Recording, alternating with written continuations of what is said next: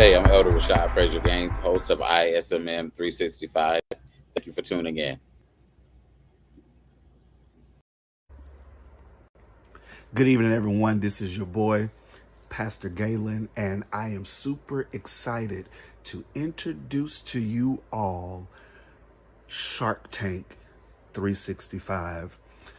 Shark Tank is a new seminar that has been added to the International Scholastic Motivation Ministries that is led by none other than Dr.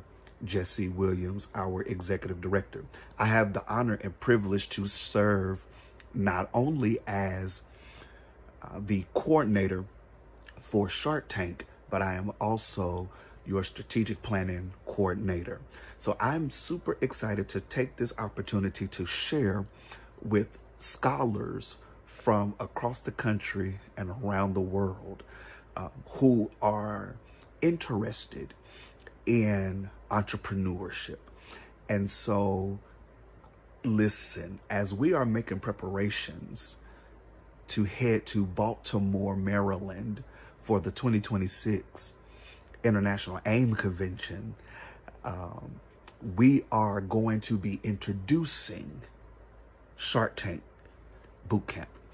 You do not want to miss it. Young people, you want to get registered and you want to participate, especially if you have an entrepreneur mindset, mentality.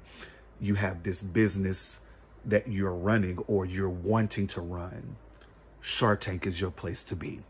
And on today, we're going to be kicking off Shark Tank 365. And the first edition is going to be Think Like a Boss. Think like a boss. One of the things that you need to understand, the first thing you need to understand is, what is entrepreneurship? If we're honest, we've all heard that word, that term thrown around either while we are casually in conversations with friends, family, people in school. You've heard the term entrepreneurship, but somebody may not know what it means to be an entrepreneur. Well, entrepreneurship by definition is the process of designing, launching, and running a new business venture, okay? It involves identifying an unmet market need, taking on the financial and operational risks of a startup, and leveraging innovation to turn an original idea into a profitable or socially valuable reality. So it's looking at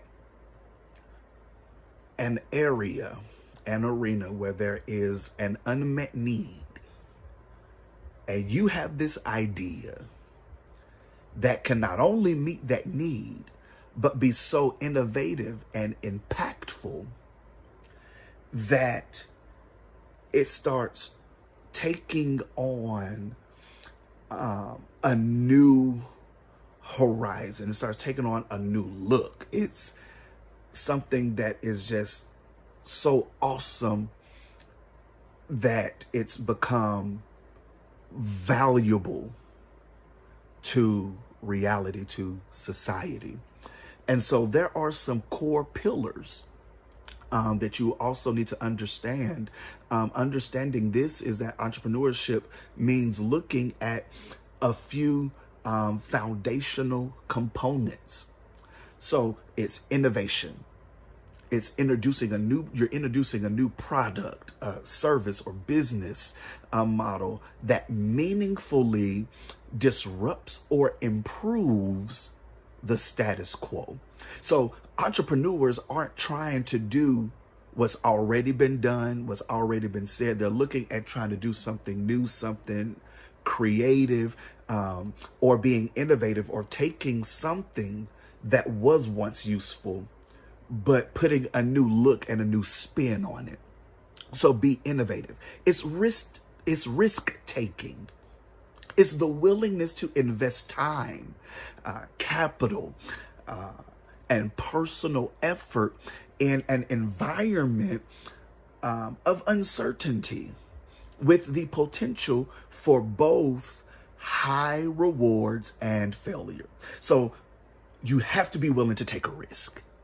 If you're not willing to take a risk, then entrepreneurship is not for you, because it's going to take you sacrificing your time, your energy, resources, money,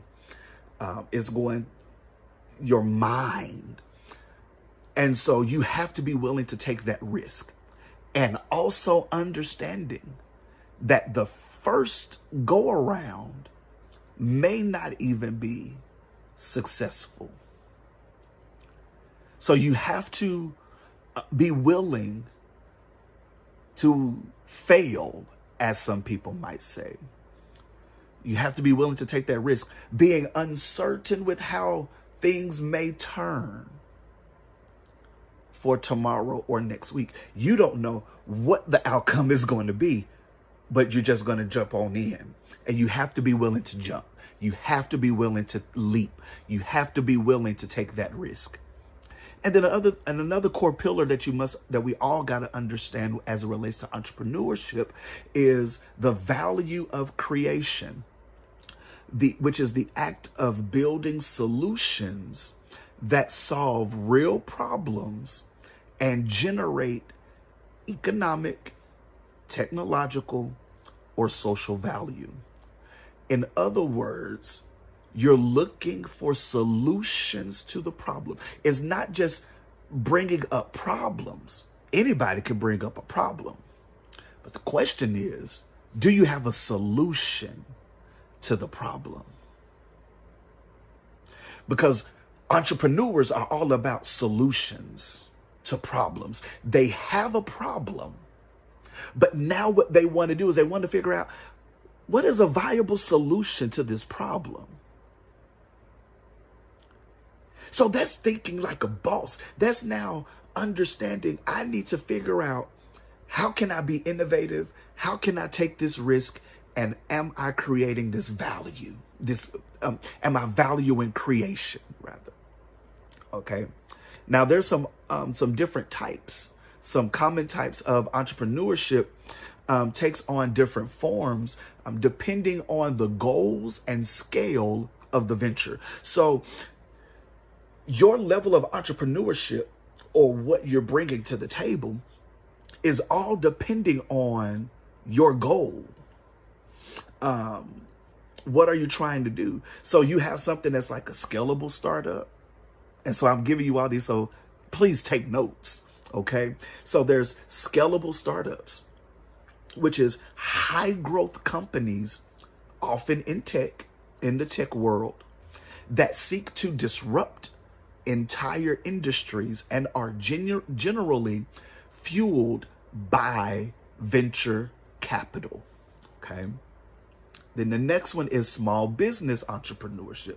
Those are your local self-funded businesses, such as a local restaurant, retail shop, or consultancy, where the primary goal is profitability and sustainability rather than massive global scaling, okay?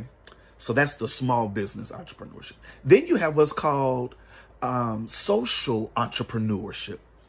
And social entrepreneurship is a little different. Those are ventures dedicated to solving social, environmental, or community issues while remaining financially self-sustaining.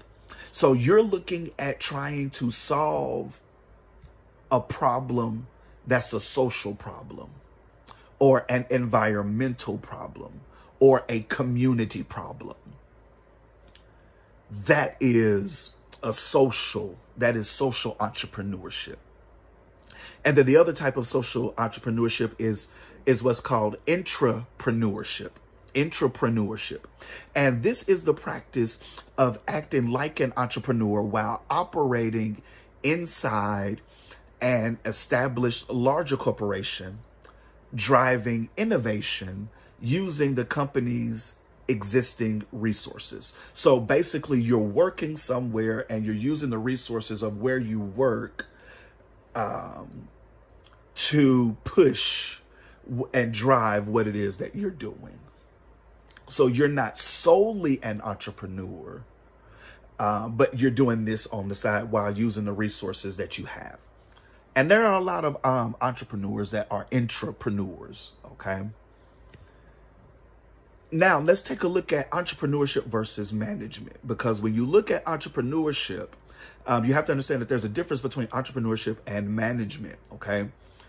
While managers and entrepreneurs both lead teams, they have inherently different goals, okay? Very different goals. Entrepreneurs are change makers focused on innovation, building new systems, and operating in dynamic, uncertain environments. That is what an entrepreneur is trying to do. That's the goal of the entrepreneur.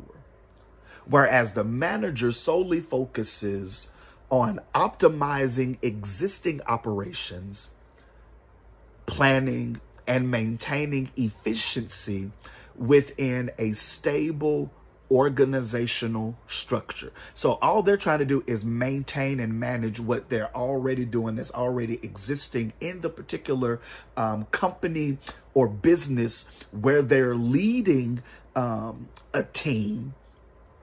And they're not trying to change anything. They're not trying to be innovative. They're not trying to introduce new systems or anything of the like. That's not what a manager is trying to do. A manager is only wanting to focus on optimizing this team. I just want to get my team to be the best that they can be and just maintain things. That's all I want to do. And so you have to decide where you fall, okay? Because not everybody is cut out to be an entrepreneur. Not everybody is willing to do this. So you have to be willing to take a step back and say, is this really what I want to do? Is this really for me? But watch this though. You will never know if something is for you if you do not take out the time to seek it out to see if that is for you. Sometimes you got to test the waters to see if this is for you, because you may very well be an entrepreneur and just never know it. Okay? But now watch this though. As an entrepreneur, especially to our scholars that may be watching right now that want to be an entrepreneur, that you want to own your own business. You want to run your own business. Hang around people that think like you. And not only hang around people that think like you, but see if you can find someone that is going to be willing to mentor you and cultivate that entrepreneurial spirit that's rising up on the inside of you to help you cultivate that gift that God has placed on the inside of you for you to be a blessing to your community. Okay. And the next thing I want us to take a look at is something that's called the fixed versus growth mindset. The fixed versus the growth mindset. So what is this fixed mindset? Because there's some people you may have heard of, you may not have known what a fixed mindset is or a growth mindset is. So what is a fixed mindset? It's individuals with fixed mindsets. They exhibit unique characteristics that reveal their beliefs about intelligence and talent. Among these traits are the following.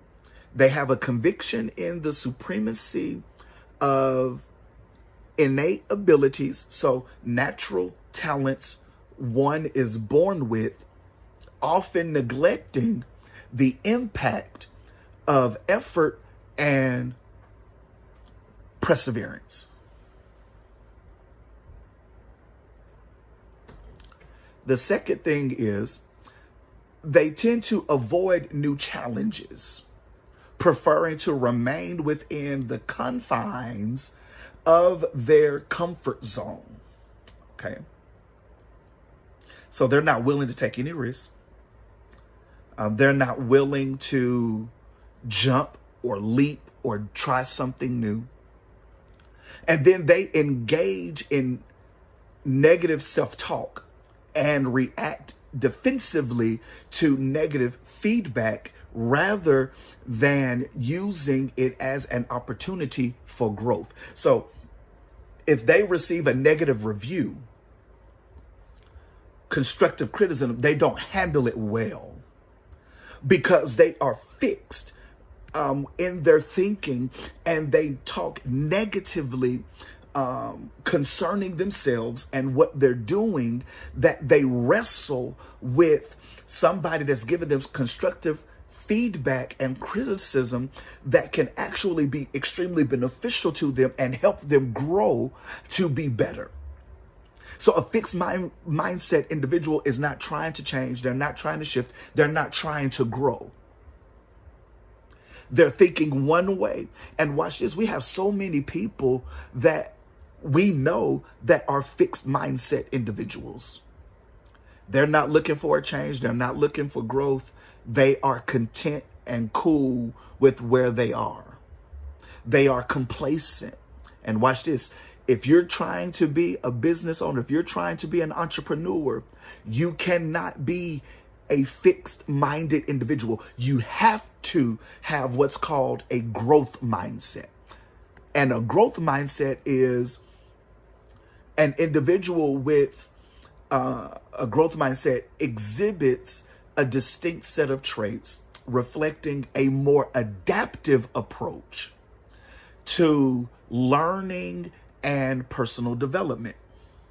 And these characteristics include, number one, embracing learning opportunities and viewing the learning process as a continuous journey, meaning that I'm a lifelong learner. I'm embracing every opportunity as a learning opportunity. I'm looking to learn every time. I can learn by listening to this individual. I can get something by my coworker, by my support. Like, I'm seeing all of these opportunities as my time to grow. The second thing is it's recognizing the power of hard work and forging new connections to expand their knowledge and skills. So I'm looking at connecting with people so that way I can expand what I know. The skills that I've heard, meaning I want to impart what I have into someone else. And I recognize the benefits of working hard because I worked hard to get to the place where I am. And I'm willing to share, in part, what I have received. And the last thing is engaging in constructive self-talk and welcoming constructive criticism as valuable tools for self-improvement. So I'm taking the constructive feedback that someone has given and seeing how can I apply this to my life, to my business, so I can improve and I can improve my business. So I'm looking at ways on how I can improve. How can I become better? This is how you think like a boss.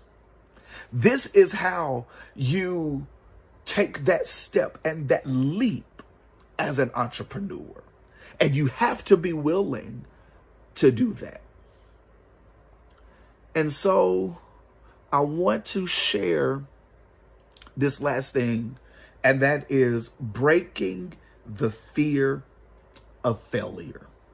So in order to think like a boss, you have to break the fear of failure. You will fall as an entrepreneur. It may not work the first time. Does that mean you need to quit? You may lose out on a whole lot of money that you invested into the business, but does that mean you give up? Does that mean that you are not cut out to be an entrepreneur? No.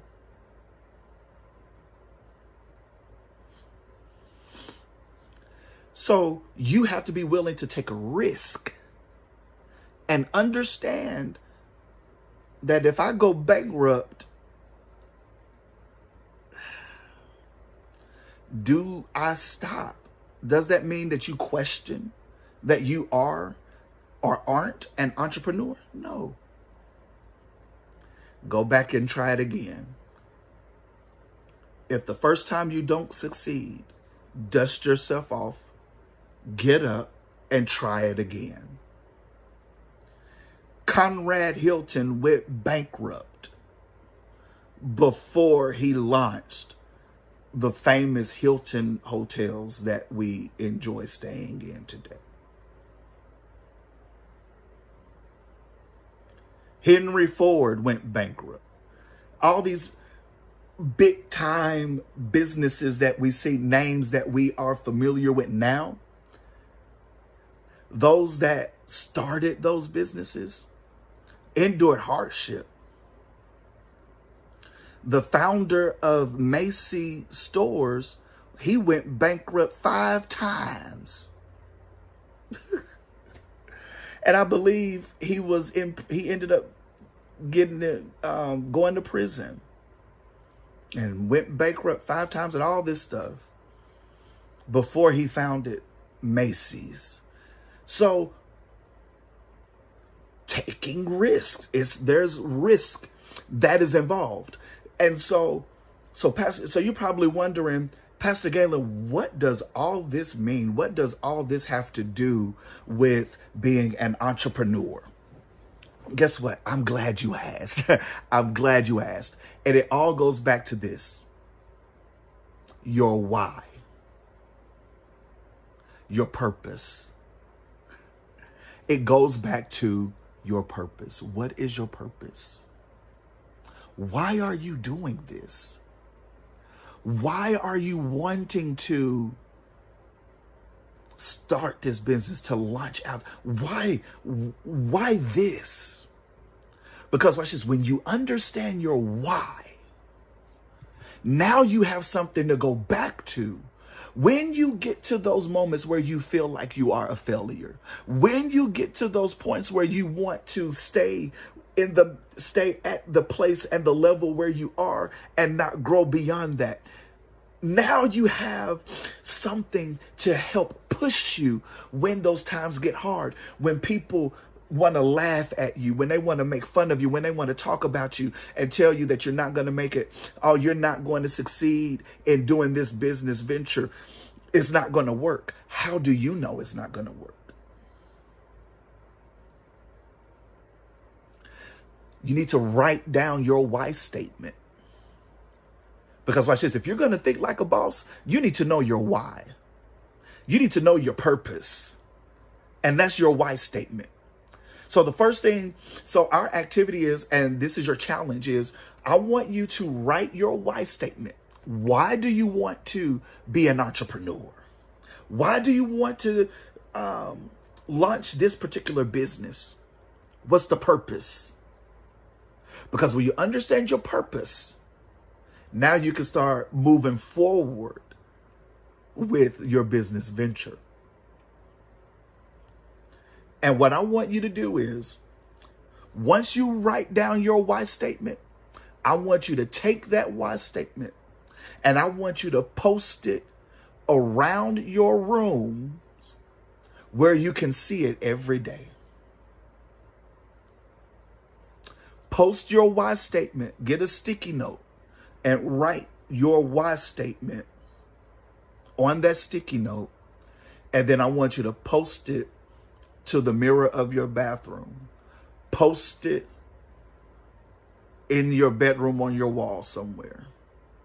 Post it on your refrigerator, on your freezer. Take that why statement and post it around your house so you can be reminded of why you're doing what you're doing. So when you get in those moments where you feel like it's not going to happen, you can look at that why statement and be reminded that this is my purpose for doing this. And understand that this is what I'm called to do. This is what I gotta do. And I can't get away from it. And I'm not gonna allow anything, anyone, any thought stop me from wanting to think like a boss, because that's what I'm gonna do. I'm gonna think like a boss. I'm gonna start making boss moves. And so that's the first step.